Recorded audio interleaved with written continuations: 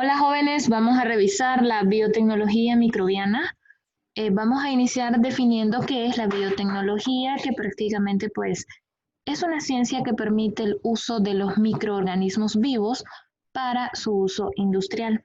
Es decir, que esto tiene fines de uso en las industrias, tanto en la parte de producción de alimentos, tanto en la parte de producción de medicinas.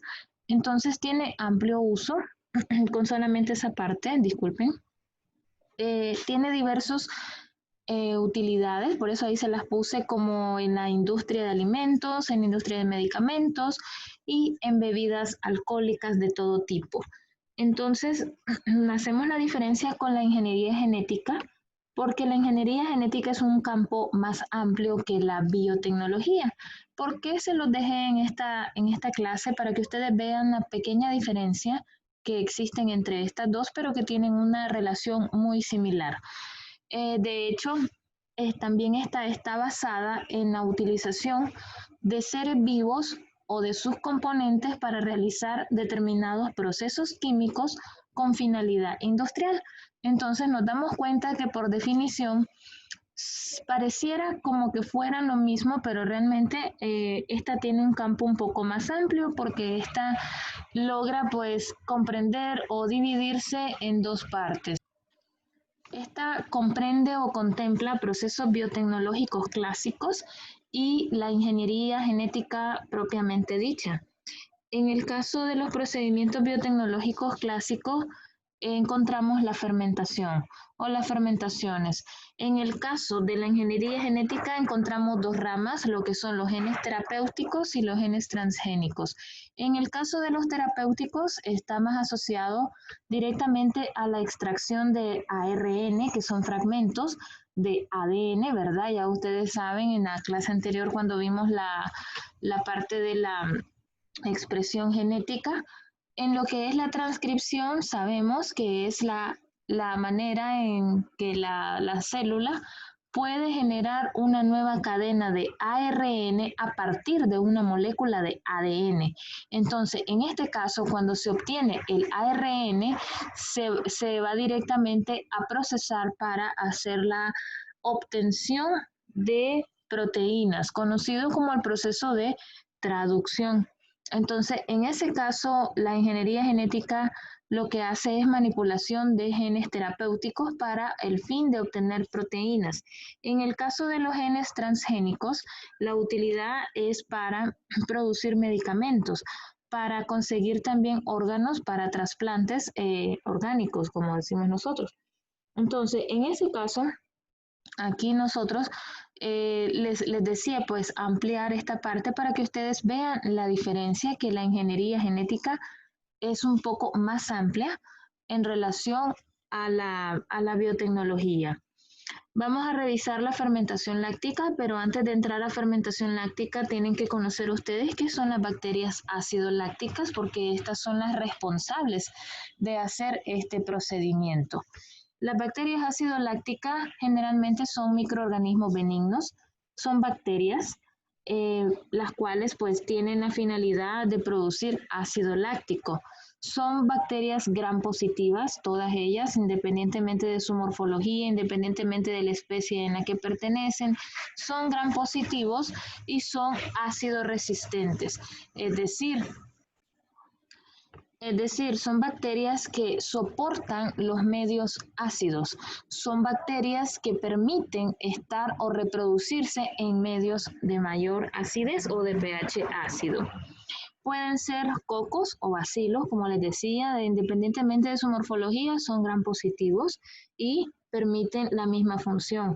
Se producen en los ácidos lácteos en descomposición, como por ejemplo la leche. Cuando se deja descomponer, que empieza a ponerse un poco amarillenta por el suero, la descomposición, la manera en cómo se va fermentando.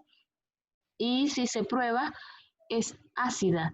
Entonces, en este caso, es producto de estas bacterias que le están dando esas características a esta fermentación o durante el proceso de descomposición de glucosas. Que en este caso, la mayor descomposición en la fermentación láctica es la lactosa para poder llevar a cabo este proceso.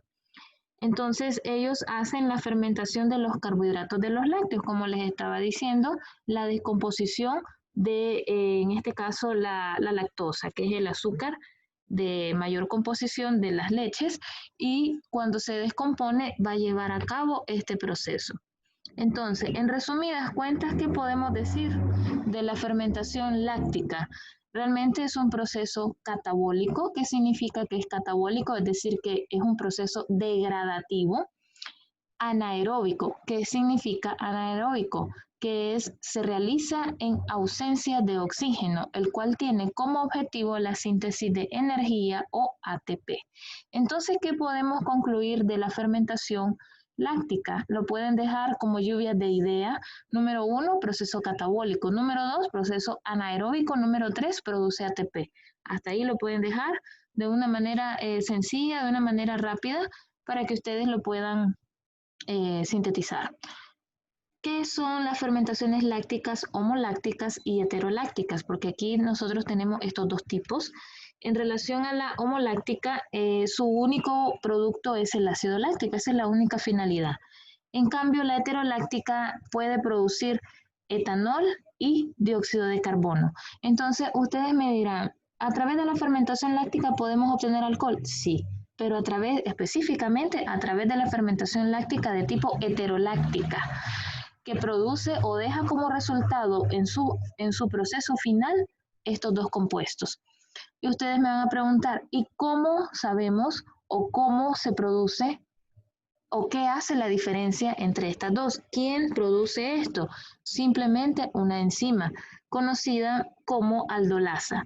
La aldolasa permite mayor descomposición de la fermentación láctica, la cual su presencia me va a conllevar a hacer fermentación heteroláctica. Entonces, ahí tienen ustedes los tipos de fermentación láctica y qué es lo que hace la diferencia entre una y otra. Aquí tenemos rápidamente, les explico esto. Esto ustedes lo van a ampliar mucho mejor cuando vean bioquímica, porque recuerden que en el caso de la clase de bioquímica se estudia más a fondo las reacciones directamente.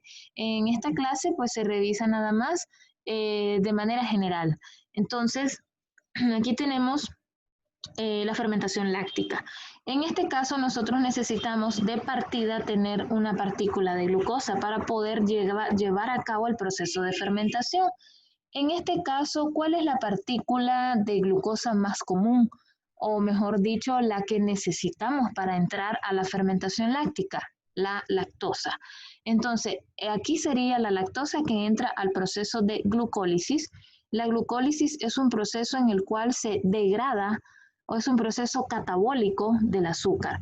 Entonces, en este caso pasamos por proceso de glucólisis para degradar esta partícula de glucosa, la cual nos va a producir lo que es el piruvato. Este piruvato tiene que pasar por un proceso de descarboxilación, la cual tiene que perder el grupo hidroxilo. Entonces, cuando nosotros tenemos el grupo hidroxilo, que sería este que nosotros logramos observar acá, está listo para juntarse con la molécula de lactato, que en este caso cuando se forma, ¿verdad? Porque tiene que pasar todos estos procesos de conversiones del NAD más la suma con más hidrógeno, que este hidrógeno es proveniente de los grupos carboxílicos que está liberándose del piruvato.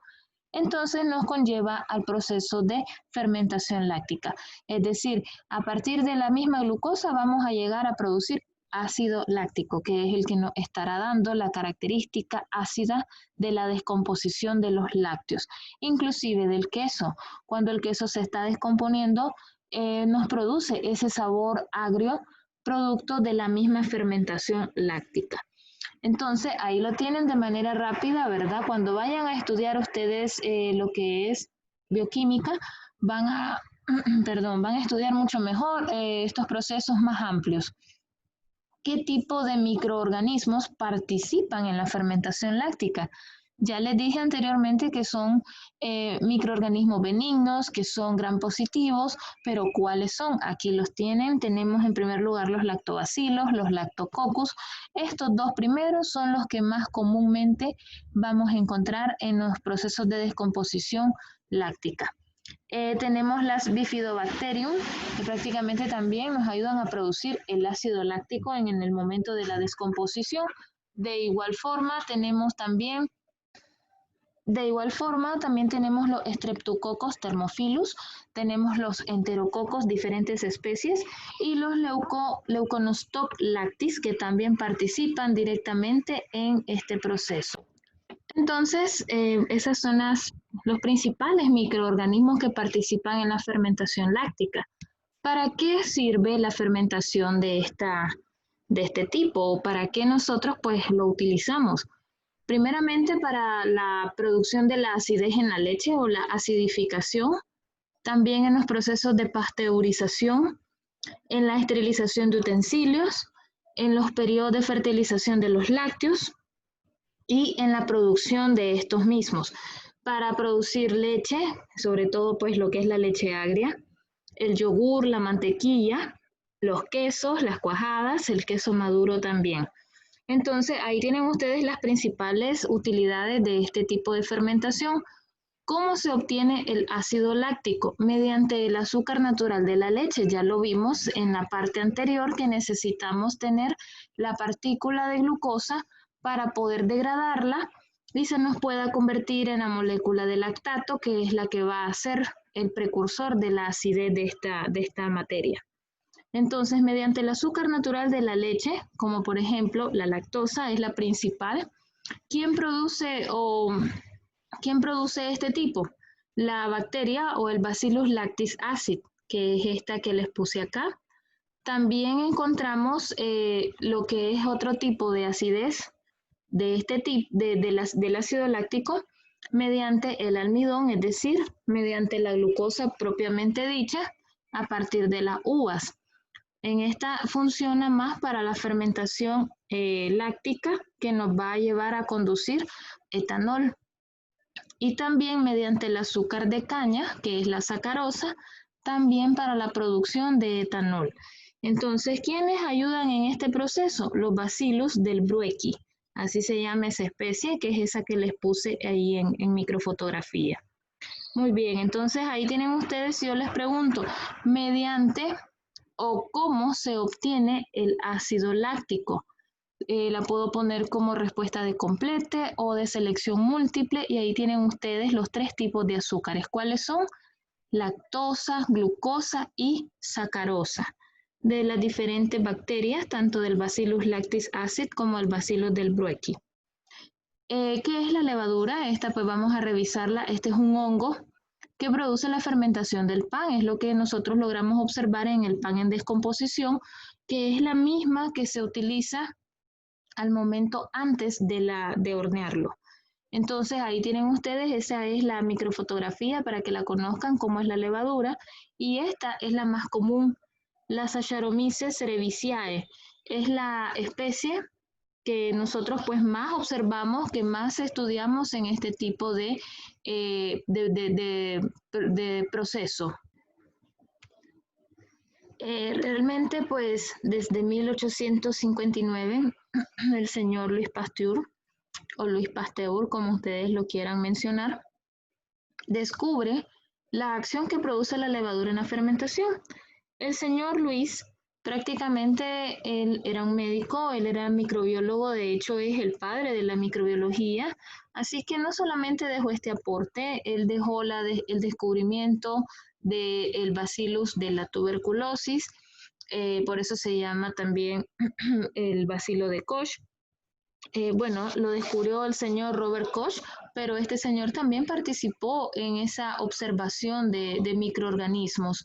Entonces, es muy importante que ustedes sepan, ¿verdad?, este tipo de aportes, porque en el siglo de la Ilustración, ¿verdad?, en la historia de la medicina, este señor fue un ícono muy importante y nosotros pues siempre lo vamos a recordar por sus grandes descubrimientos. Como por ejemplo, en este caso, él observó de manera minuciosa cómo la levadura produce la fermentación o la descomposición, en este caso, pues del pan.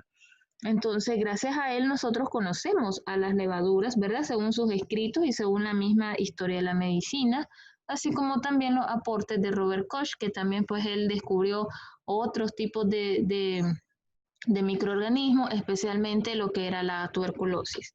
Entonces, ¿para qué sirve realmente pues la levadura? Se utiliza para la producción del pan, para la masa, los bizcochos o las tortas, la cerveza y la producción de vino. Entonces van viendo ustedes la diversa utilidad que tienen este tipo de elementos.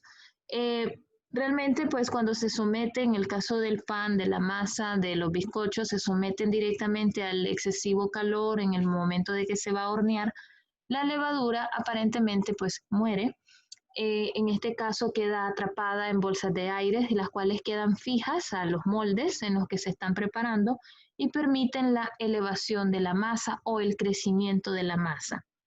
Esta pues misma especie, la Saccharomyces, también es empleada no solamente en la panadería, sino también en la fermentación del alcohol, sobre todo en la cerveza. Por eso la espuma de la cerveza ustedes la logran ver con esa característica porosa por las moléculas de aire que quedan atrapadas y fijadas.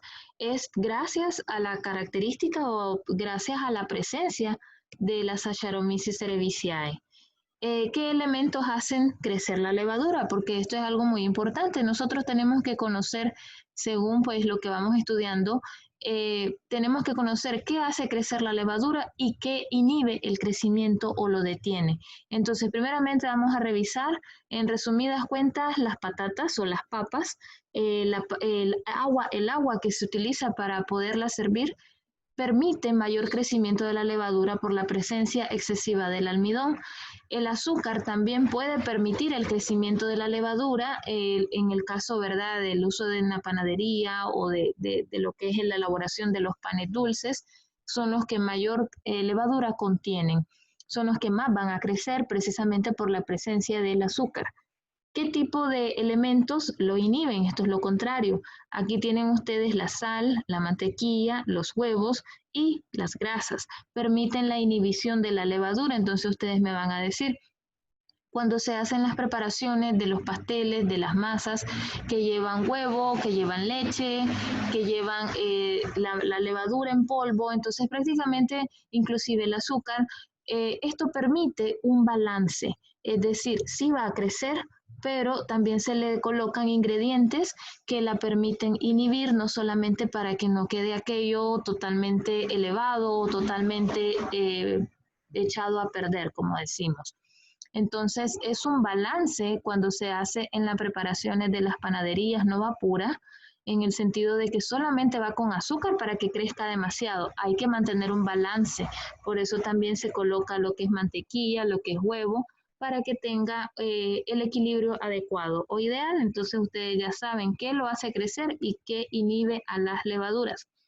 Aparte de la Saccharomyces cerevisiae, también tenemos a Saccharomyces exiguus o Saccharomyces minor. Prácticamente pues estos dos nombres que están ahí son válidos para la misma especie. Es decir, el exiguus y el minor es la misma que está en microfotografía.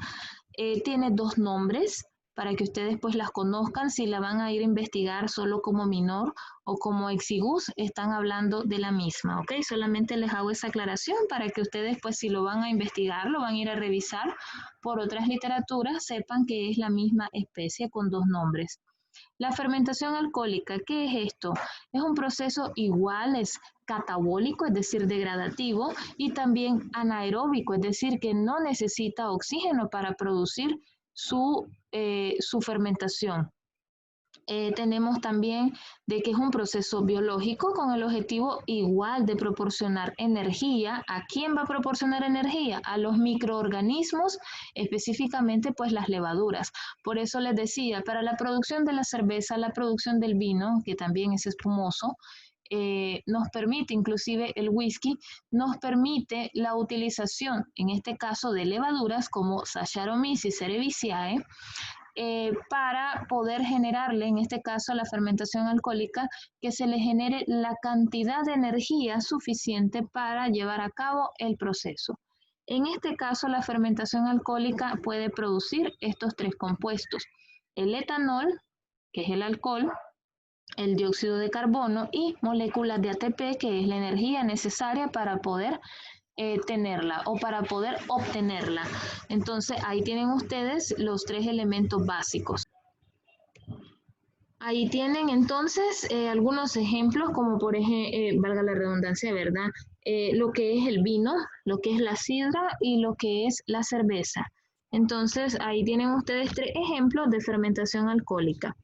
Tenemos aquí el proceso rápidamente. Igual necesitamos partículas o moléculas de glucosa, las cuales entren al proceso de degradación o al proceso de catabolización. Igualmente el piruvato tiene que perder su grupo hidroxilo, que es el CH3. Cuando lo pierde, pues nos queda convertido en acetaldehído, el cual nos va a generar el etanol. De igual forma, pues en este etanol también nos va a generar los otros compuestos que revisamos, lo que es el dióxido de carbono o CO2 y lo que son moléculas de ATP o azúcares, perdón, o energía. Entonces ahí tienen la fermentación alcohólica. Recuerden que esto lo van a revisar mucho mejor cuando ustedes revisen la clase de bioquímica, porque en bioquímica sí se estudia a fondo todas estas reacciones, las descarboxilaciones, las hidroxilaciones y todas estas reacciones que se generan. ¿Cuáles son los tipos de fermentación alcohólica? Tenemos la fermentación alcohólica industrial, que es empleada directamente en las industrias. ¿Cuál es el objetivo de esto, muchachos? Aquí necesitan tener máquinas que serían fermentadoras, las cuales me van a aumentar la eficiencia del proceso químico que ocurre naturalmente. Es decir, nosotros podemos obtener naturalmente estos procesos, tanto alcohólica, fermentación alcohólica como fermentación láctica. Son los dos tipos, ¿verdad?, que nosotros podemos observar en la misma naturaleza, pero que también los podemos nosotros acelerar. Es decir, ¿cómo los podemos acelerar? A través de ciertas máquinas, como en el caso de la imagen, que es un fermentador, son máquinas grandes, las cuales permiten el proceso que sea más rápido para generar mayor producto. Entonces ahí tienen la industrial, tenemos la natural, que esto ocurre de manera espontánea, es decir, que nosotros esperamos que se produzca naturalmente. Ocurrida en las frutas y no en todas. Tienen que ser frutas con alto contenido en azúcar y que estén un buen tiempo en ausencia de oxígeno para que pueda lograr la fermentación esperada. Es un proceso de maduración natural. Entonces, por ejemplo, como les dejé en la imagen, el coco. El coco es una de las frutas que naturalmente pues, va a hacer fermentación alcohólica. De ahí podemos obtener las bebidas como la piña colada y todas estas. Así como también en el caso de las uvas, en el caso del melón, también nos puede producir fermentación alcohólica. Entonces son procesos de maduración natural, los cuales nos va a llevar a la producción de alcohol. Tenemos la fermentación alcohólica etílica. Esta pues es obtenida por la fermentación de los zumos de las materias que contienen azúcares o almidones. Aquí entra también las uvas, entran los almidones sacarificables como la caña de azúcar, que es bastante utilizada, ¿verdad?, para obtener el ron, el jarabe de glucosa, la fructosa, los cereales y las mismas frutas. Entonces ahí tienen ustedes los tres tipos de fermentación alcohólica más empleados o más utilizados. ¿Qué son las bebidas alcohólicas? Aquí se los dejo a manera de pregunta. Son aquellas obtenidas por fermentación alcohólica, ya lo vimos, de la materia vegetal, las cuales van a utilizar levaduras específicamente, ¿verdad? O la más utilizada, que necesitan pues la presencia de los Saccharomyces, cualquiera de las especies. Pero les digo, la más utilizada es la Cerevisiae. ¿Son sometidas o no? Eso depende a destilación, a rectificación, redestilación, infusión, maceración para su consumo ideal. Depende del tipo de alcohol que se vaya a producir. Aquí les dejo estas diferencias entre las destiladas y las fermentadas. Las destiladas pues prácticamente se someten a un proceso de destilación, como su pues, nombre lo dice.